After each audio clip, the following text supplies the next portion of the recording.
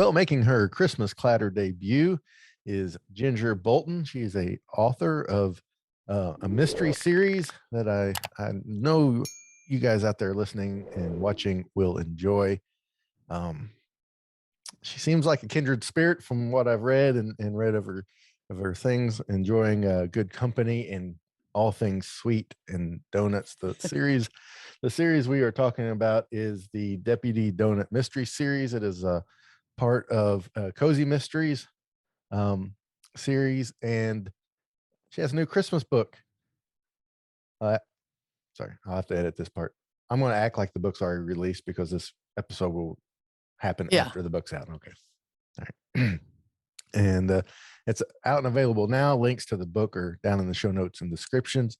It is called Deck the Donut, and it follows, this is the 6th in a series, which I didn't realize it until I started reading the book, and it follows our hero, Emily Westhill, and just some shenanigans and some mystery and some Christmas, and it was a fun time. Ginger, thanks so much for joining me here on Christmas Clatter. Oh, thank you for inviting me. Glad to be here. Well, I always ask people, I always love it when people that write or play music and create music come on, because I just know that things always start as this. I say this phrase all the time, as a little seed of an idea, and then there's this process from when it goes from that idea to it's on paper. This isn't your first series of books. It's at least your second that I know of, and it's the 6th one in this particular series. So before we get straight to Deck the Donuts, just tell us a little bit about your journey of writing these cozy mystery books. Writing was something I always wanted to do, and I kind of had it in mind. I would love to write a book, and so Deck the Donuts is my 11th. So and there are 2 more coming. So that's wow. Yeah, 13. So that's pretty exciting. I didn't start writing until I stopped having to work for pay. I worked in the financial industry, and numbers are boring. I think numbers are, well, no, they can be interesting, but it was numbers, and a little bit of writing, but mostly numbers. So also you meet some sort of villainous people in the financial industry. So murder mysteries just were right down my alley. And then cozy mysteries are wonderful because I was writing I was trying to write suspense. It wasn't thrillers or anything. It was just kind of a little bit scary. And right at the dark moment, my characters were making puns. And it turned out that cozy mysteries are much more suitable for somebody who just can't help a little pun here and there. Oh, yeah. That makes a lot of sense. That makes that makes a lot of sense.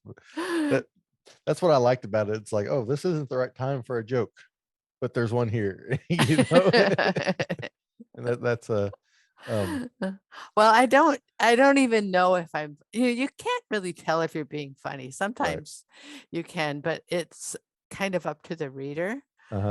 And so I never know. But also in my writing journey, I happened to join Sisters in Crime, and they have a chapter called The Guppies, the Great Unpublished Writers. And I joined that way back when, and they are really good at, here's how you go about it. Here, here's how to find an agent. Here's how to find a publisher, and here's how to write. So if any wannabe writers are out there, join Sisters in Crime and look for their Guppies chapter. So I met people through that.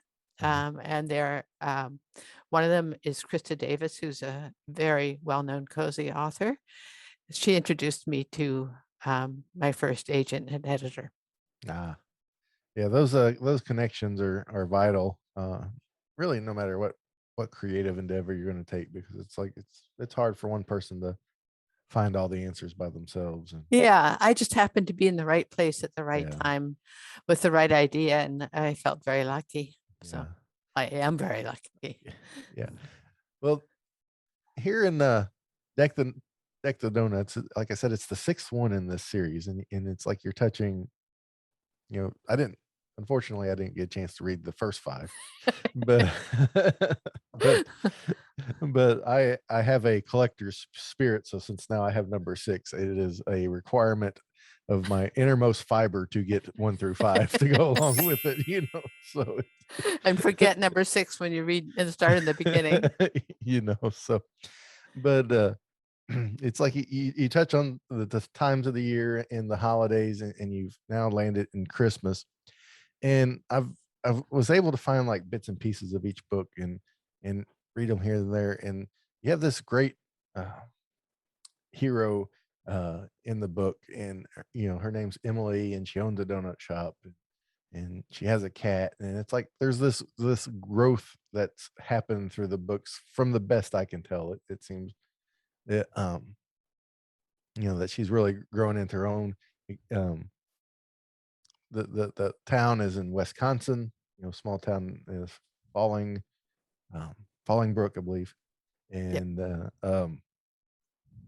she's really growing. When you set out to write this series, you know, I assume that you would prefer to write a series versus um, just a book and then you're done, and then another book, stand alone. Do you have a you know I guess since you're writing a series, you do have a preference, but tell us about that. How you come up with the concept of this main character and the surrounding characters, which are great and add so much in their own right. Well, the idea came from the Cops and Donuts shop in Clare, Michigan, Uh-huh. in a town that the main bakery, the bakery is a small town, was closing, and all 9 cops, I think it was 9, in the town bought it and run it. That's fantastic. And also their donuts are really, really Oh, good. that helps out a lot too. So that was how I got the idea. Um, and talking with my agent at the time, she suggested that my main character needed to either be the widow of a detective or have or a ex 911 operator. So I made her both. Yeah. And then her I w- I wanted more cops related to this donut shop. So her father-in-law, the father of her late husband, owns the shop with her. And then you need a few sidekicks. And I wanted first responders. So one best friend is a fire. No, one best friend is a policewoman. The other one is EMS, and also among their friends is the fire chief. Yeah. So then you have, your basic cast of characters, and you start adding love interests and things for them. Um, and of course there had to be a cat, and Oh yeah. the cat's named Deputy Donut, and Uh-huh. she let Emily use her name for the store. So then they had to call Deputy Donut Dep. The cat is just Dep because, for one thing, I didn't want to get myself confused or anyone else. Right. Right. I understand that, but it's just it was a really fun read. Oh, And thank you. and that doesn't that just doesn't roll off my tongue. My wife knows that as a reader, to sit down and read a book is sometimes a struggle for me.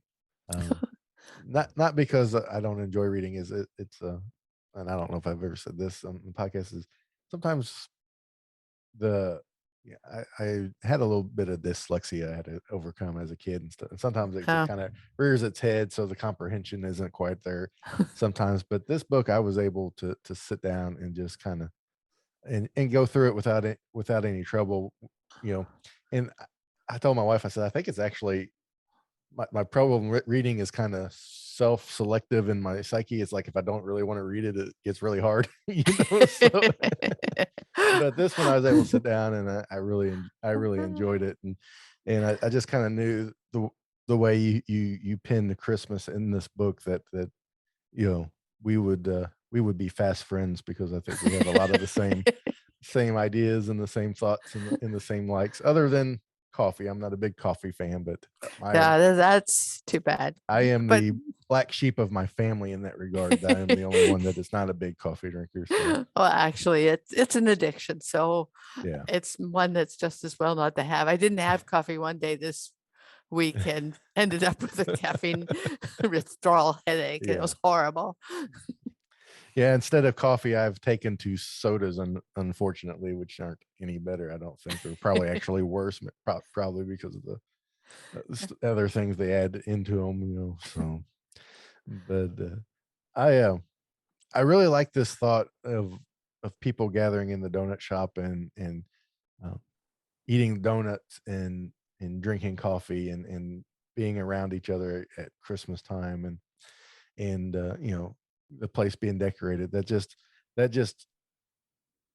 reading that type of imagery and the things that the characters went through and stuff just was really great and you know it's cozy mystery. It was cozy. It put me right in the Christmas spirit and he did such a great job with this book. It was I encourage everybody to go pick it up because it would be absolutely fun read for the holidays and it actually reminded me of quite a bit of my own family, in a way, and I really appreciate you, Oh, being able to put this down. thank you. I'm going to hold it up. Yes, Deck the donuts. yes, yes, and because my family has a tradition. This will be the 26th year this year. We have a day called Cookie Day, and my mom decorates the house. She's where I get all my Christmas love from. She decorates her house like crazy. She puts up 25 Christmas trees and every room's decorated like crazy. And she bakes cookies and then has an open house and whoever wants to come over comes over and eats cookies and drinks coffee or apple cider and just visits and talks and enjoys one another's company. And Is this before Christmas? Like a yes, week or so before? yeah, it's usually the first or second Friday in December, kind of depending on the schedule, work schedules and stuff like that. Like this year, it's going to be on the 10th of December. You So know, that really gets people into the mood and gets the right, Christmas season started. That's right, wonderful. right. She'll make anywhere from 20 to 25 different kinds of cookies, and you know, we guess there's usually about 4,500 to 5,000 individual cookies she makes. You know, and Uh, so reading the I story of the love don't. donuts, but you Uh, know what? I like cookies even better. yeah. So reading the story of the donut shop and Emily and the Christmas time, it was just like, yeah, this is so close to what I experience every year at Cookie Day at my mom's. It's like it just it's like Emily could have been my mom, Yeah, So, yeah. My characters had a cookie baking and tree decorating party before the story began. uh-huh. I think they did. Yeah, yeah, yeah. So, but it was I liked it because it was I, I'm not uh, I love people that write and write well because mainly it's something that I'm not that great at, and it's like I've read a book before, and it's like I had no relation to any of the characters, and it's tough, Yeah, it And is. but these it's almost like when I picked it up, even though it was number six, it was like I kind of knew them already within a little bit, So Good. yeah, it was really good. I really appreciate that. You see, you got two more books in the works, for this series. Is that going to be the end of it, or are you going to keep rolling with them? It depends on the publisher, Yeah, and that depends on sales. yeah. So Well, I'm thrilled that this series is going to 8. So yes, yeah, um, I wouldn't mind starting another series. I mean, these poor people. This is like all these murders in this small town. You yeah, feel really sorry for them. yeah, Like when my Threadville series ended, people keep complaining because they wanted it to continue, and I keep uh-huh. saying, "Well, those poor people, they get to just enjoy their lives now." instead of solving mysteries, Yeah, because that must be stressful. yeah. You know, when I was reading through some of the synopses of the previous books, uh, hopefully you just don't hang up on me, but my first thought was, this sounds like Murder, She Wrote. That poor little town she lived in was just Yeah. just stricken with bad luck, you know? Yeah. So, Well, all the cozy mystery series have this problem, yeah, you know, but Murder She Wrote has been going on the longest. yeah, it's like 212 episodes or something like that in And some little upstate New York town or whatever it is. It's like, I try not to put more than one murder per book because it's just not fair. yeah, But but sometimes I have a historical murder along with a contemporary one. So yeah. The thing I liked about this too was, like the murder and stuff that happened off the page. And so if you have a young reader out there, this would be a great book for them, to get started and and in that. And so I see your Christmas tree and your red sweater and your mug. Are you a monster Christmas fan at heart, or oh yeah, at heart, yeah? but I could never be like your mother or even 125th like your mother. I love it when other people do it. So I tend to invite myself to other people's Oh, places for Christmas and let them do all the work and the cooking and everything. oh yeah, yeah. I understand that. That's fine because the people like my mom and myself that really go all out. We need people to invite over, you Yeah. know. Yeah. Somebody has to appreciate it. Well, yeah, it's like I'm just inviting you over here to go. Good Lord, look at all this work you done. It look great. I'm just looking for a little affirmation myself. But, um, Yeah, look at you. You've got this nutcracker and Christmas tree. yeah, yeah. This is my little. I call it my Christmas cave. My tree stays up year round, and it's just my thing, and it's a lot of fun. But so, so you're a Christmas fan. Are there any Christmas traditions you have that I know a lot of people. I ask this question, they're like, "Oh, we're just like everybody else," but there's usually something that's a little No. bit um, unique to you or your family that you really enjoy. Any Well, traditions? we do Christmas stockings. Yeah. So we just put little things in stockings. So sometimes Uh-huh. it's almost all candy, but we open the stockings before breakfast. Then we have breakfast, and then we head for the tree. Yeah. And I mean that's how it usually goes. Yeah. And if there are small kids around, there's a lot of clamoring for let's do this sooner, sooner, sooner. Why do we have to have breakfast? Yeah. And then some poor person has to go and fiddle with turkeys and things somewhere in there. Yeah. Oh, that sounds fun. That sounds fun. We're a stockings at the end of everything family. Oh, So I have since I started this podcast, I found out there's two camps: stockings at the beginning and stockings at the end. And we're stockings at the end of the type of families. the stockings, I guess, at the beginning began when I was a kid, just to keep us quiet for a while, So, or keep because the stockings were in our bedroom. uh, They yeah. were hung. They were actually hung over the ends of our beds, Oh, that's cool. and but I think we carried them downstairs to open them. I don't actually remember. Yeah. Oh, that's cool. Yeah, that used to be the thing to put the stockings in your bedroom. And Santa Claus, when he comes to our house, well, he doesn't do it to all the kids. Three of my kids are too big now, but my youngest one, when they were all smaller, I have four kids. When they were all smaller, Santa Claus, when he'd show up, he'd sneak in their bedrooms and leave them a new stuffed animal in their bed, so they'd wake up with a new stuffed animal every Christmas Oh morning. wow, So, yeah, but that's nice. but my 8-year-old little girl, she's the only one that digs that still. So he's quit on the big ones for that. So I One year I was sure I heard jingle bells. uh, you probably did. Probably it was You probably you one of the probably aunts and uncles. yeah, you probably did. But yeah, is there are there any takeaways from Deck the Donuts that you just want to leave people with is, was there something that when you sat down to write it and you were finished that you just thought, I really hope people get this out of Deck the Donuts? Well, you might have noticed there was taking the stranger in at Christmas time, the stranded passengers. But no, I just hope people see that it's nice to be nice to people, Right. other than murdering them. But Right. Yeah. I enjoyed that theme too. There was I don't want to say I've kind of skirted around the book because I don't want to say too much because I don't want to spoil things. Just everybody take our word for it. It's worth your time. And uh but there's a bus accident on the way to a festival in the small town that our main characters are at.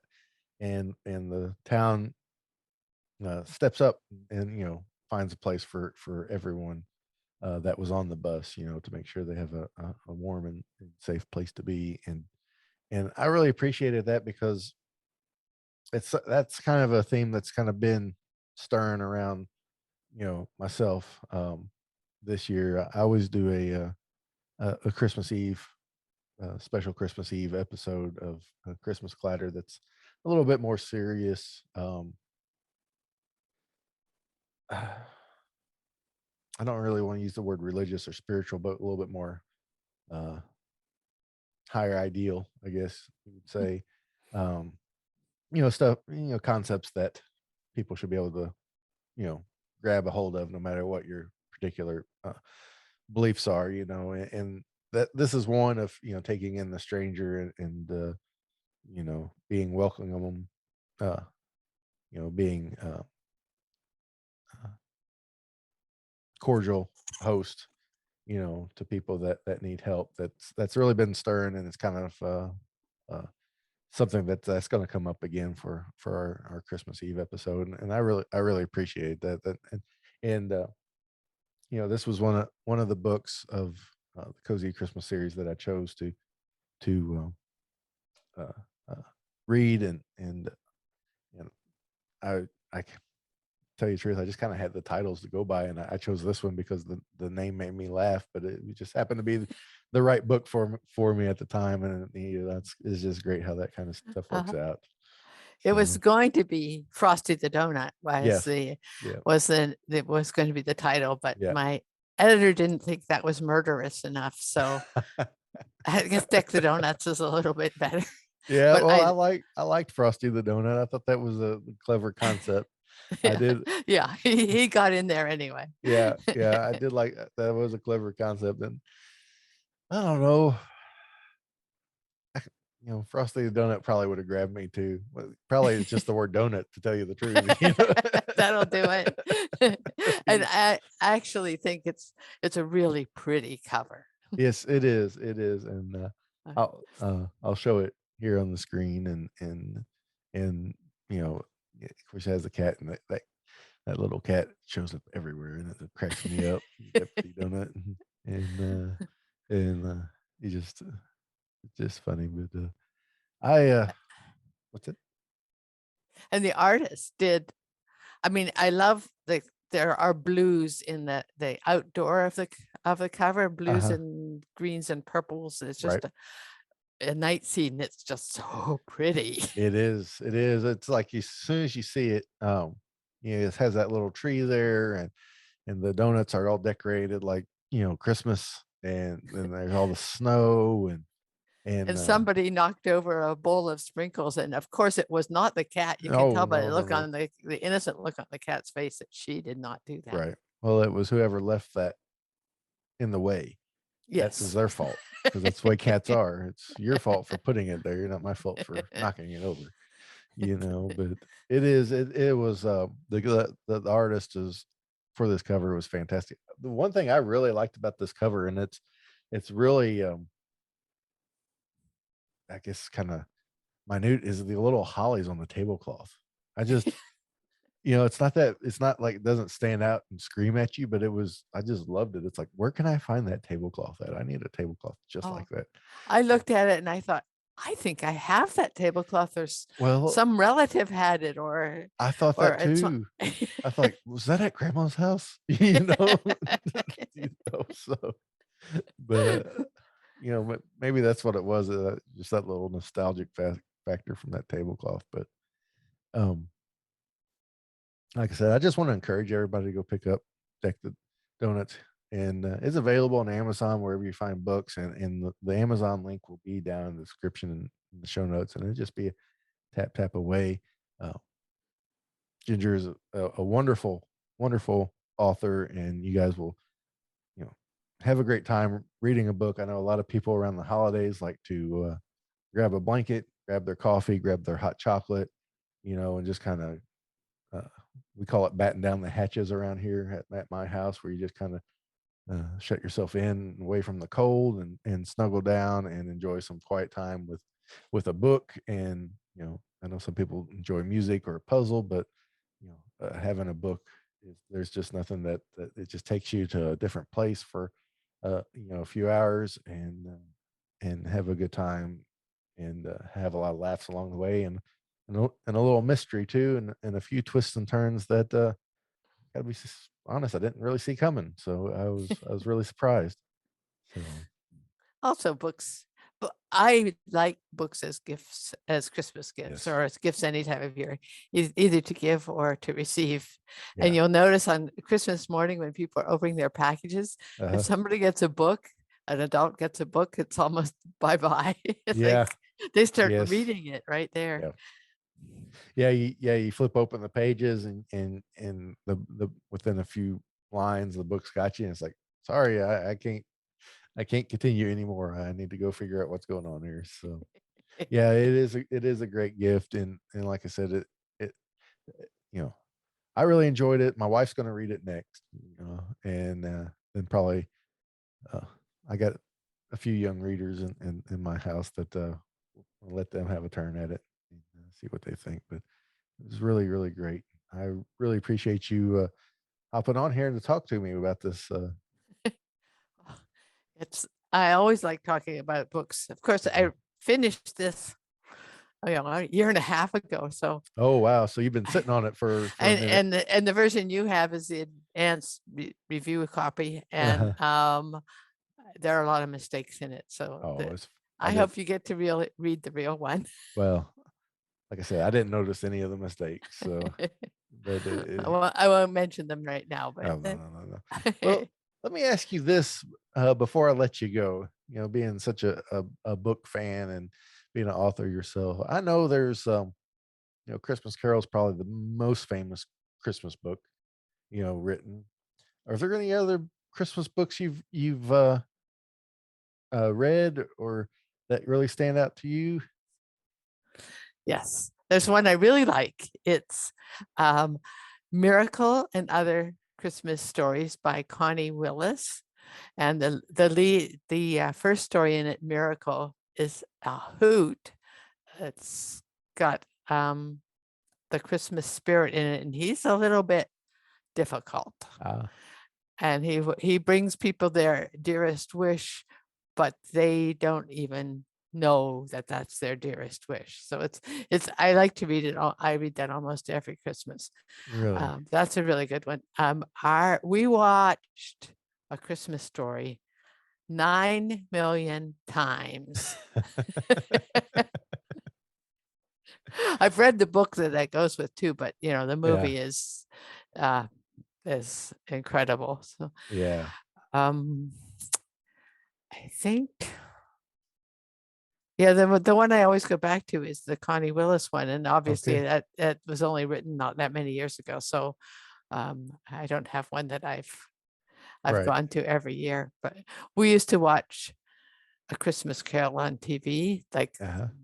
the a really old version of it. Right. Right. Yes, I loved that.